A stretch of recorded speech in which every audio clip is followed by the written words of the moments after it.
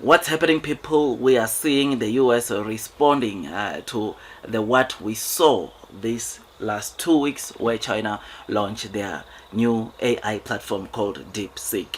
I mean, ever since then, you will notice that the president of the US has been indicating the kind of measures that they will be doing in the US to try to make sure that obviously their security does not get breached by so-called DeepSeek and all the other Chinese AI platforms that we are seeing, which is something that obviously it's gonna bring a bit of tension between the two.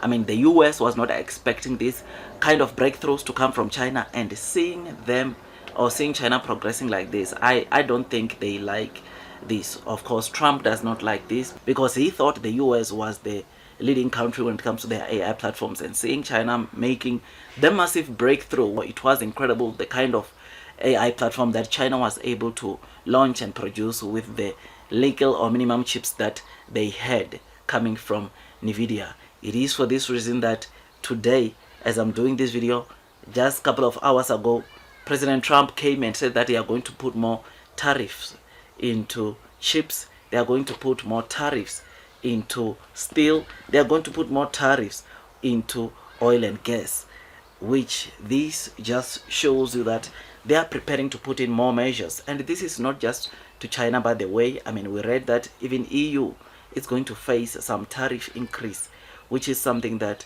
of course, it's not that good. But again, for a country like China, I think it's same old, same old. They knew that this was obviously going to come, and therefore this brings them or makes them to even take their technology to the next level.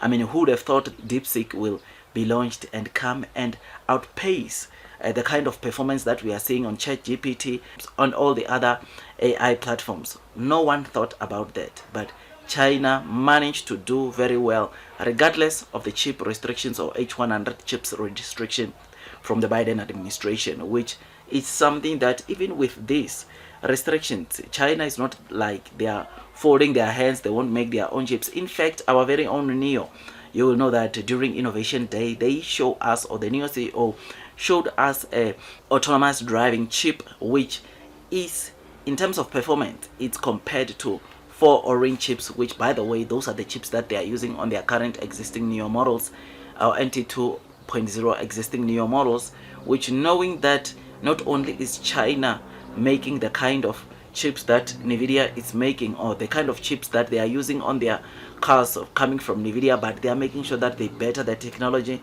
It makes me to think that even these chips restrictions, these chips tariffs, it is only going to make China to be stronger, because guess what is going to happen? Like what we saw AI platform GPT, we are going to see China starting going to full force producing their own chips in China, and those chips might perform or might do a better job than the chips that Nvidia, you find some of the chips performing in Nvidia. I'm not saying Nvidia doesn't I mean, Nvidia is the king, man, of chips, but all I'm saying is that China has already started developing some of the chips in-house that perform better than some few Nvidia chips. This is what we are seeing. I mean, as I'm talking about Neo right now, Neo, when it comes to autonomous driving chips, all the cars they are launching this year under the Neo main brand, they are going to have this self-developed chip by Neo. We still don't know where the mass production of this chip will take place for Neo. We still don't know who is the company that Neo is going to partner with when it comes to mass producing this chip, because yes, Neo has made this chip, Neo has built this chip from scratch, but in terms of mass production, you're talking about another language.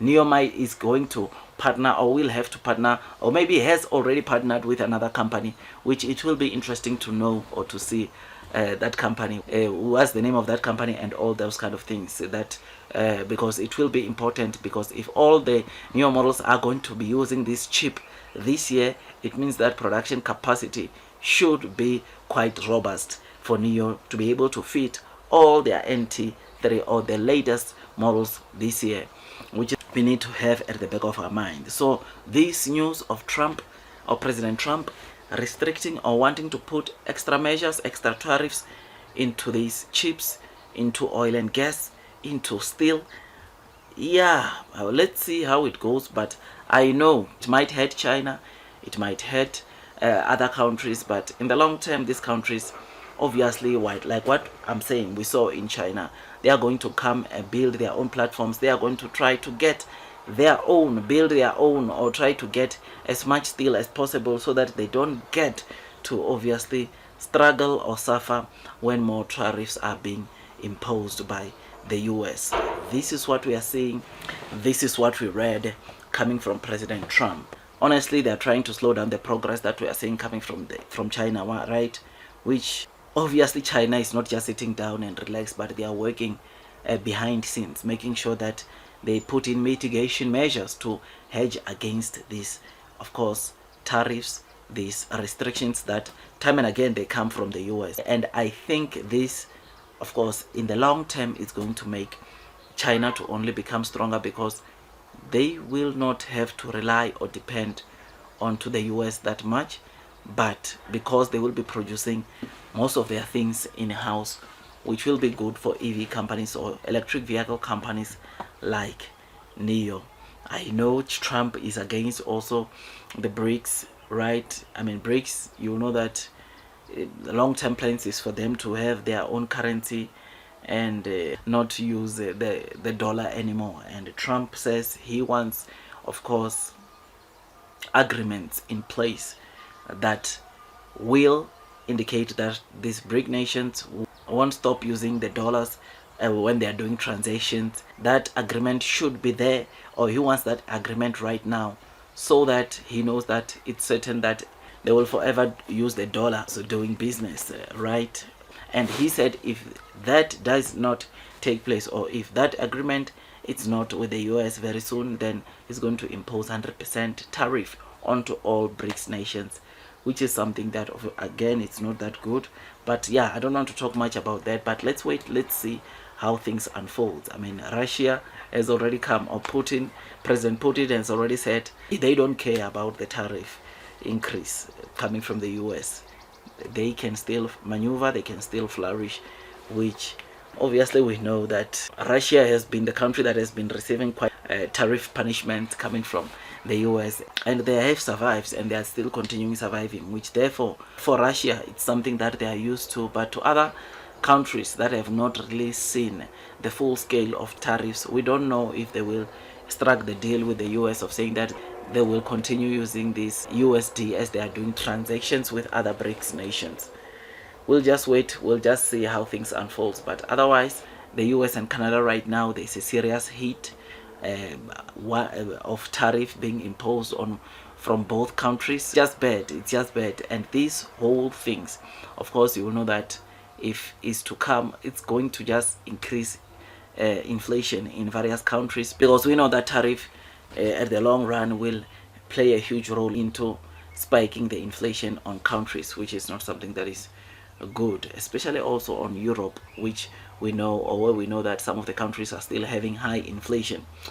So yeah, man, this is what we saw. Tell me what you think about this. Just thought I'd give you this quick updates. Don't forget to like, subscribe, and hit the notification bell so that at least you get notified by YouTube every time I drop a new content. I'll see you on my next video, and God bless you all. He's the biggest in the world in terms of chips, and I can't say what's going to happen with it. We had a meeting, it was a good meeting, but eventually we're going to put tariffs on chips. We're going to put tariffs on oil and gas. That'll happen fairly soon, I think around the 18th of February. And we're going to put a lot of tariffs on steel. We already have tariffs on steel, and we've saved our steel industry, but that was relatively small compared to what it'll be. But we're going to be putting tariffs on steel and aluminum and ultimately copper. Copper will take a little bit longer.